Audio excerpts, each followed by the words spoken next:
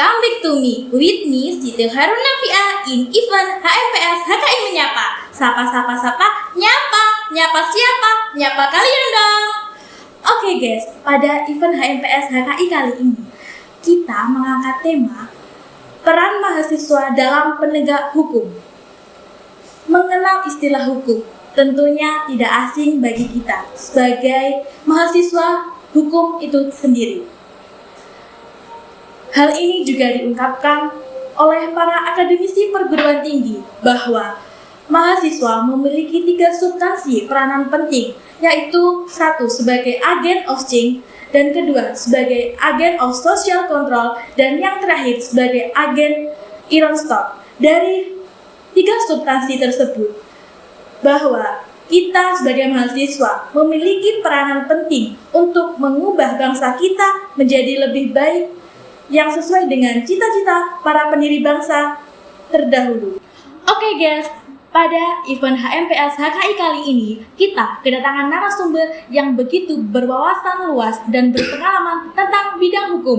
Beliau juga menggeluti hukum tersebut di LAPH Matahari sebagai advokat. Yuk, langsung kita sapa, ini dia Mas Faisal Nur Rahman. Halo, selamat datang Mas Faisal Nur Rahman di HMPS HKI Menyapa. Terima kasih, selamat sore.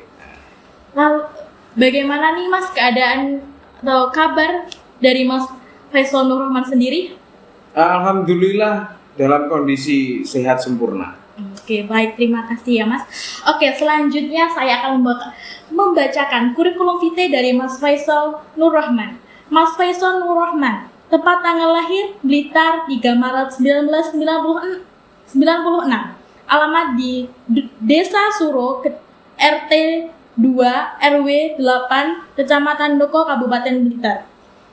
Pendidikan formal 2002 sampai 2008 di MI Nurul Huda Doko, 2008 sampai 2011 di MTS Sunan Ampel Doko, 2011 sampai 2014 di MA Negeri Ulingi, 2014 sampai 2018 di IAIN Tulungagung dengan jurusan Hukum Keluarga Islam. Pengalaman berorganisasi 2014 sampai 2016 pengurus himpunan mahasiswa jurusan Hukum Keluarga Islam, 2015 sampai 2017 pengurus unit kegiatan mahasiswa atau UKM teater protes, 2014 sampai 2017 pengurus Dewan Eksekutif Mahasiswa Fakultas Syariah dan Ilmu Hukum, 2018 sampai 2021 pengurus cabang Gerakan Mahasiswa Islam Indonesia Tulungagung, 2017 sampai 2018 Dewan Pengurus Wilayah Jawa Timur Forum Mahasiswa Islam Indonesia, 2015 sampai 2020 Sekretarian Dewan Pimpinan Cabang Partai Nasional Demokrat, 2019 sampai 2022 anggota Forum Karang Taruna Kecamatan Nonggo. Pengalaman kerja 2015 sebagai driver Maharani Trans, 2019 sebagai driver Tunas Arta Jaya, 2020 sampai 2022 anggota Lembaga Advokasi dan Penasehat Hukum Matahari Tulungagung. Itulah sekilas profil dari Mas Faisal Nur Rahman. Oke Mas, dari berbagai pengalaman dan sekaligus pekerjaan yang Mas Faisal Nur Rahman geluti saat ini, boleh dong cerita sedikit bagaimana pengalaman Mas Faisal Nur Rahman sendiri tentang dunia hukum itu? Baik, terima kasih dari moderator yang sangat bersemangat ya. Untuk saya memang sejak berkuliah di sini karena saya juga alumni alumni IAIN yang sekarang sudah menjadi Institut Negeri Islam UN1 Tulungagung. Iya, betul sekali. Ya, saya sebelumnya mengucapkan terima kasih banyak kepada HMPS HKI. Pada kesempatan kali ini saya bisa diundang, bisa berbicara, bisa sharing di hadapan teman-teman HMJ maupun kepada seluruh yang nanti sebagai penonton ya, terutama. Jadi saya sedikit berbicara terkait bagaimana di dunia hukum. Saya kira saya dulu menjadi mahasiswa kuliah di hukum ya biasa-biasa saja lah, seperti kalian berkuliah seperti ini. Namun ketika lulus dengan modal pengalaman berorganisasi, ketika sempat itu saya juga tidak langsung terjun ke dunia hukum, melainkan bagaimana saya bisa menghidupi diri sebagai seorang manusia ketika sudah lulus sebagai sarjana. Namun hal itu ternyata langkah itu menjadi batu loncatan saya agar bisa sampai sekarang duduk di sini dengan menyandang sebagai advokat dari Lembaga Advokasi dan Penasihat Hukum Matahari Tulungagung. Untuk di sini saya pengalaman sebagai advokat itu sungguh luar biasa, karena di mana yang saya pelajari waktu saya berkuliah dengan ilmu yang saya praktekkan sekarang di lapangan itu sungguh sangat berbeda. Namun karena saya ini memiliki tantangan ketika ada hal yang baru dan itu menarik, saya kira dunia hukum untuk beracara mengatasi masalah-masalah yang sangat kompleks ini bagi saya sungguh tantangan yang sangat luar biasa. Seperti itu. Oke, baik, terima kasih. Menurut Mas Faisal sendiri, apa sih suka duka menggeluti dunia hukum itu? Kalau suka duka, saya sebagai seorang advokat sebenarnya untuk dukanya dulu apa sukanya dulu ya? Terserah deh, Mas Faisal. Ya, jadi kalau dukanya dulu aja ya. Iya. Kalau duka itu sebenarnya apa ya? Jadi intinya seperti ini, bagaimana ketika kita mencintai pekerjaan kita, jadi apa yang kita lakukan itu akan terasa nikmat. Jadi duka apa sih yang kita lakukan? Wong kita suka dengan pekerjaan ini, makanya saya di dunia hukum apa kedukaannya? Saya malah ketika apabila menangani kasus dan itu tidak terselesaikan, bagi saya ini sebuah tantangan. Ketika saya melakukan persidangan, jadi ketika dalam bersidang itu saya menemukan lawan atau advokat yang sekiranya itu lebih hebat, saya kira ini adalah pelajaran yang sangat luar biasa. Karena satu musuh yang hebat itu bisa menjadikan pemikiran kita menjadi luas. Oke, baik, terima kasih. Baik Mas Faisal, saya ucapkan terima kasih kepada Mas Faisal yang telah memberikan pengalaman baik dari organisasi maupun hingga kepercayaan Mas Faisal yang geluti saat ini. Baik Mas, berbicara tentang hukum dan Indonesia, tentunya tidak asing ya bagi kita saya sendiri sebagai mahasiswa dan Mas Faisal sebagai seorang advokat. Dan Indonesia sendiri disepakati para founding fathers sebagai negara hukum dan juga diperkuat oleh Pasal 1 Ayat 3 Undang-Undang RI tahun 1945 bahwa Indonesia adalah negara hukum. Namun dari hukum itu tersendiri menjadi masalah bagi kita atau bagi masyarakat. Bagaimana sih menurut Mas Faisal tentang hukum yang ada di Indonesia saat ini, yang Indonesia telah memasuki era 5.0 di industri? Ya, terima kasih. Jadi bagaimana hukum di Indonesia pada saat ini? Yang jelas di mana hukum di Indonesia saat ini memang tidak bisa ditutupi, sudah menjadi rahasia umum. Kita sebagai masyarakat itu untuk melanggar hukum pun saya rasa itu adalah hal-hal biasa. Jadi ketika masyarakat, contohlah kita dalam berlalu lintas. Jadi kita sebagai masyarakat itu sudah biasa kita melanggar lalu lintas, apalagi perihal penegakan hukum. Jadi di situ masyarakat di sini lebih berani. Saya kira di era-era yang seperti ini masyarakat semakin pintar, bahkan dia bisa mensiasati hukum itu. Jadi dia berani mengulang-ulang kejadian yang sama karena dia tahu untuk mensiasati peraturan perundang-undangan ini atau hukum atau norma yang ada ini seperti apa. Sehingga kita sebagai mahasiswa terutamanya itu ketika melihat hal-hal yang seperti itu kita harus lebih peka. Jadi bagaimana kita nanti memberikan sebuah wawasan kepada masyarakat ataupun lingkungan kita sekitar. Jadi Indonesia pada saat ini hukum itu lebih mudah dilihat. Jadi ketika ada kasus ini sedikit, kita ada media namanya, ya. Jadi di situ kita bisa melihat, mengontrol setiap detik, setiap jam. Bahkan isu-isu hukum terkini, detik ini pun sudah ada isu hukum terbaru. Nah, disitulah sebenarnya hukum di Indonesia itu untuk penegakannya saya kira sangat kurang. Namun karena apa? Di sini didasari oleh masyarakat yang berani melanggar hukum, sedangkan hukum itu diciptakan untuk menjaga, mengatur ataupun memberikan izin kepada masyarakat ataupun sosial untuk melakukan hal-hal tersebut. Tapi ketika itu terjadi dan di era sekarang ini masyarakat lebih berani untuk melakukan hal-hal yang melawan hukum, terutama seperti itu. Oh, baik, terima kasih Mas. Dari penjelasan Mas Faisal tadi dijelaskan bahwa masyarakat sangat berani untuk mengambil resiko dari pelanggaran hukum itu tersendiri. Lalu Mas, kita sebagai mahasiswa nih, bagaimana untuk kita menyikapi tentang masyarakat tersebut yang kerap melanggar hukum di Indonesia sendiri? Sebenarnya kalau kita di posisi mahasiswa ini berarti ya? Iya, sebagai mahasiswa. Kalau di posisi mahasiswa untuk menyikapi masyarakat seperti itu, bagaimana? Yang jelas kita sebagai mahasiswa itu ketika kita di masyarakat itu dipandang sebagai manusia yang sangat luar biasa. Jadi kita sebagai mahasiswa memiliki idealisme yang sangat kuat, memiliki rasa kritis yang sangat luar biasa. Jadi ketika kita melihat sesuatu yang terjadi di lapangan, ketika ada seseorang yang melanggar hukum, terutama kita sebagai mahasiswa hukum, kita harus lebih peka. Jadi bagaimana kita menyikapinya? Ya jelas kita berani memberikan contoh, terutama itu. Jadi kita sebagai mahasiswa itu harus berani memberikan contoh. Kita ketika melihat masyarakat melanggar hukum, kita harus bisa melakukan sosialisasi.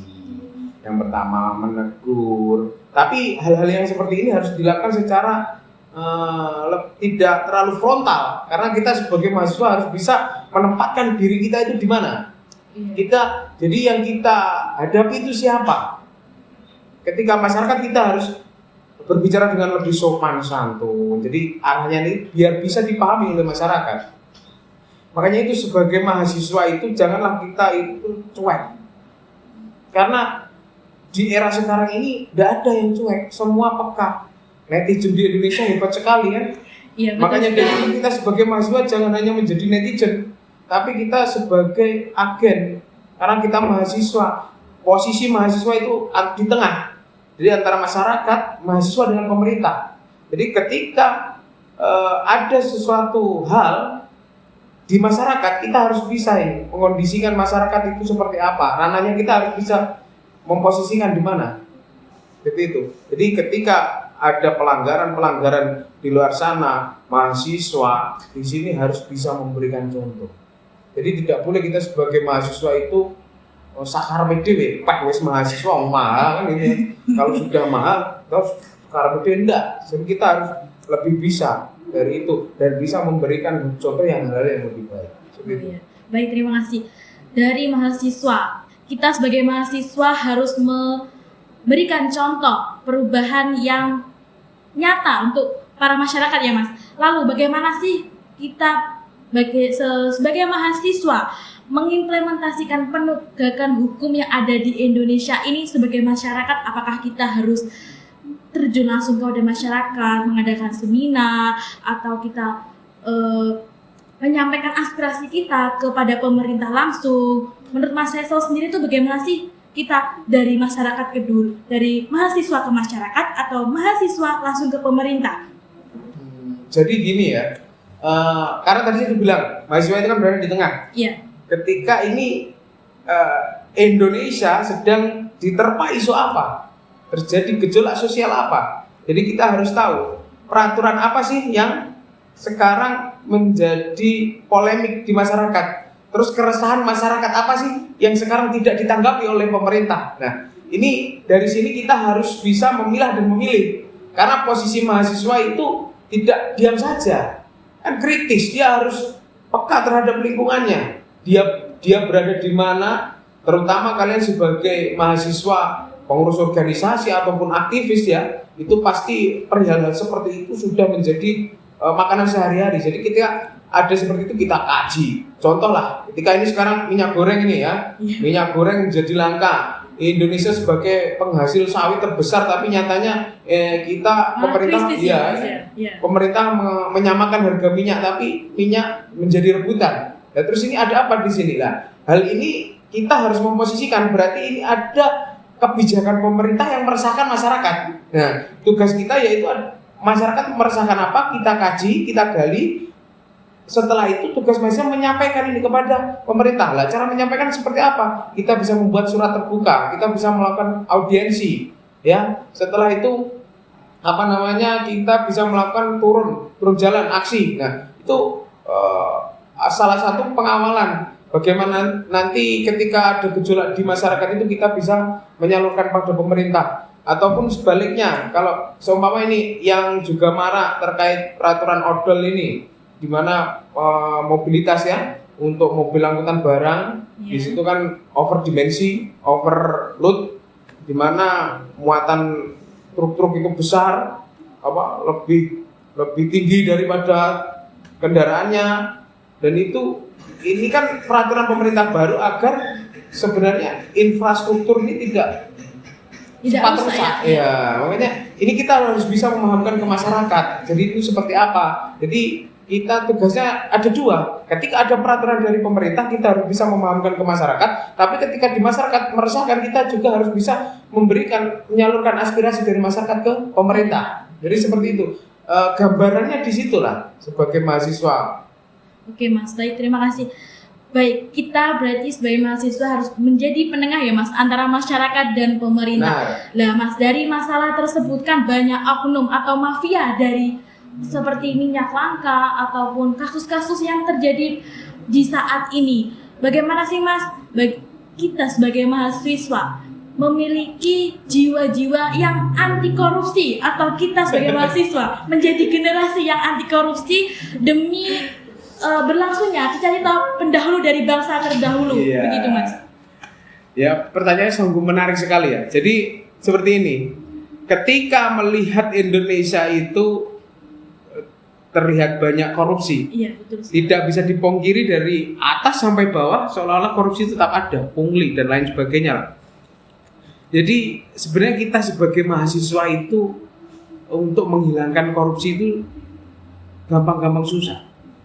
Yang pertama, ketika kita di perkuliahan, kalian pasti mengenal yang namanya organisasi. Bukan di perkuliahan, sebelum di sekolahan juga sudah mengenal organisasi. Cuma ketika di perkuliahan kita berada di organisasi, berarti organisasi di perkuliahan adalah miniatur dari sebuah negara. Nah, di situ ada tersusun rapi lah, ada DEMA, ada MJ, ada sampai bawah. Nah, di situ sebenarnya bagaimana kita memanajemen dalam sebuah organisasi. Ketika kita bisa berproses di situ, kita nanti akan menimbulkan rasa bagaimana kita memimpin sebuah umat, memimpin sebuah masyarakat melalui apa? Lingkungan organisasi kita, lingkungan kampus kita. Jadi ketika bagaimana kita sebagai mahasiswa yang katakan menjadi kader militan ya, jadi di situ inilah nanti kader militan yang seperti ini yang nanti akan bisa menghapuskan sebuah korupsi.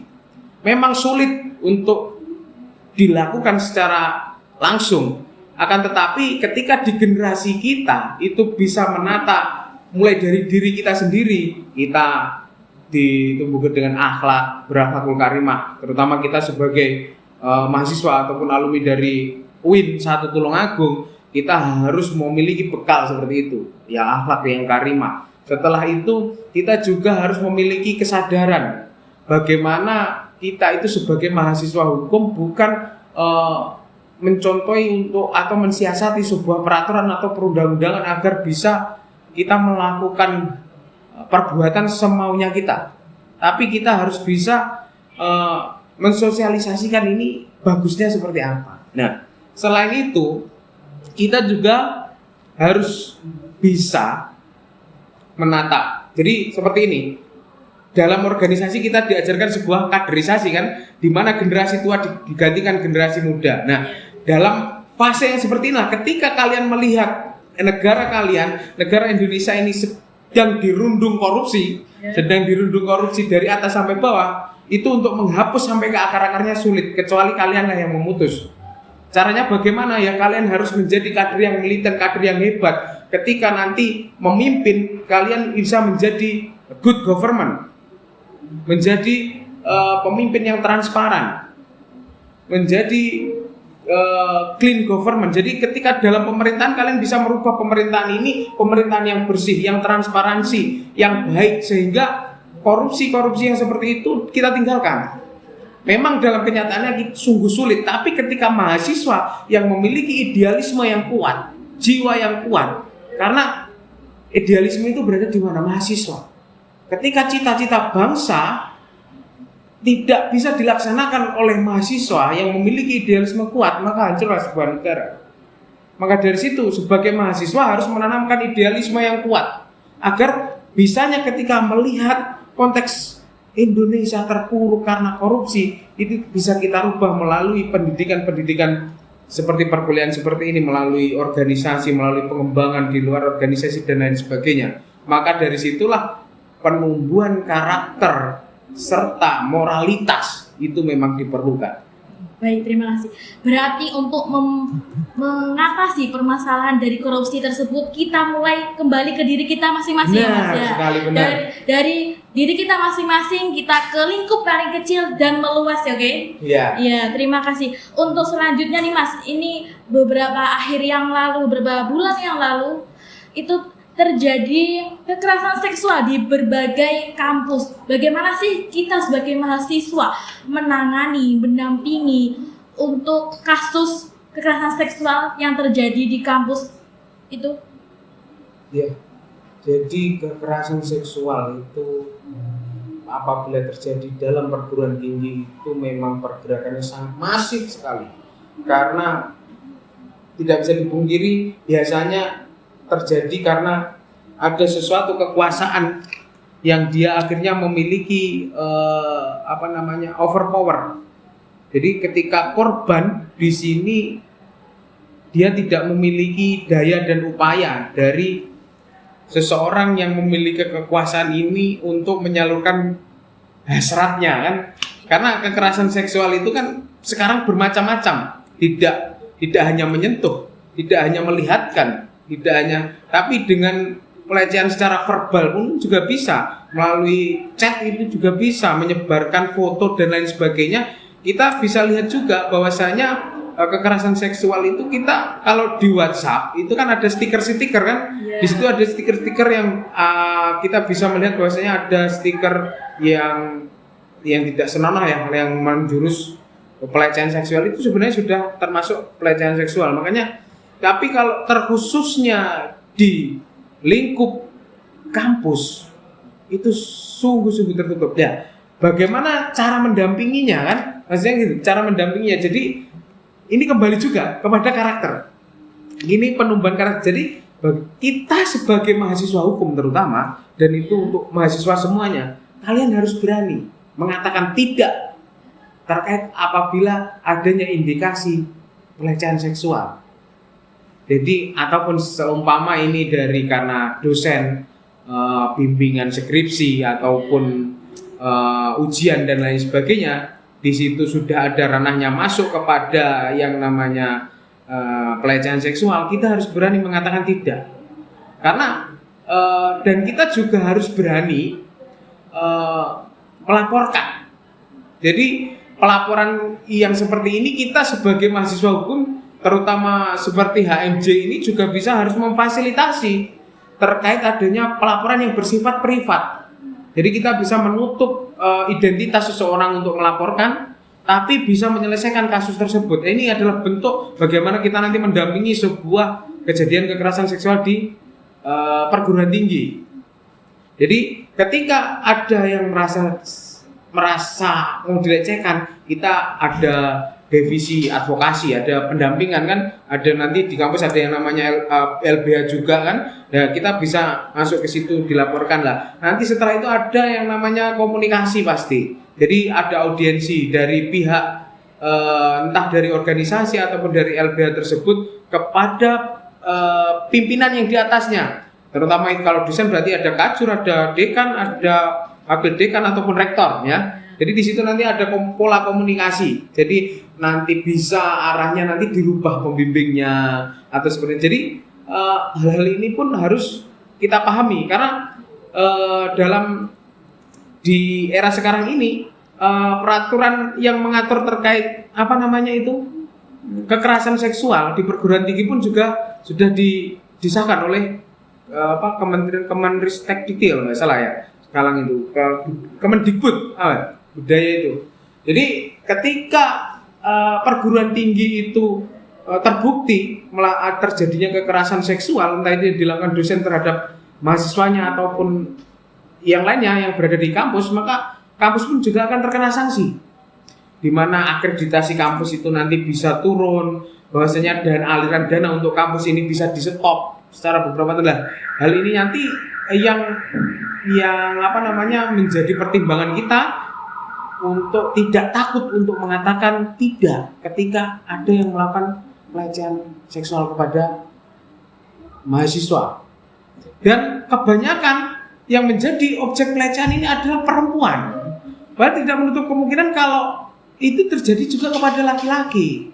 Tapi seolah-olah perempuan ini adalah objek gitu loh. Jadi ini makanya perlindungan seperti ini harus bisa kita lakukan, terutama untuk HMJ bisa melakukan hal yang seperti itu. Oke, baik, terima kasih ya Mas.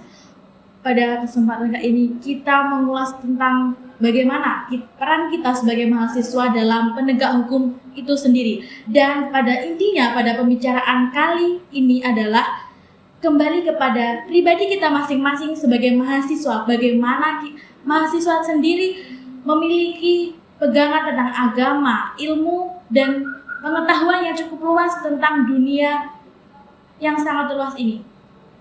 Baik, terima kasih Mas untuk kesempatan pada kali ini.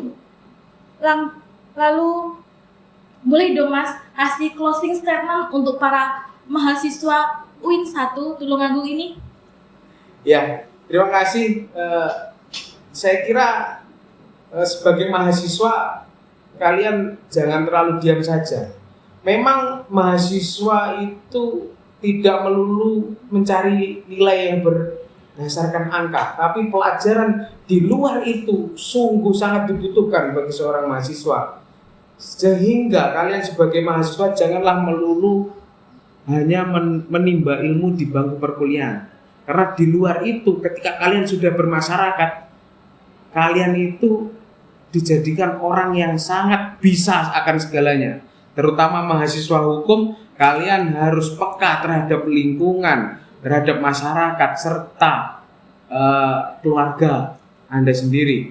Jadi jangan sampai kalian sebagai mahasiswa itu yang introvert. Saya nggak suka ketika mahasiswa itu introvert. Kalian harus peka terhadap masyarakat dan lingkungan. Maka disitulah yang disebut mahasiswa hukum, karena hukum itu bersifat sosial, mengatur masyarakat dan mengatur seluruh umat di mana lingkungan berada seseorang tersebut. Baik, terima kasih. Oke guys, terima kasih telah bersama dengan kami di HMPL HKI Menyapa pada episode peran mahasiswa dalam penegak hukum kali ini. Cukup sekian di sini. See you. Selamat menyaksikan keseruan HMPS dan MPS selanjutnya. Terima kasih.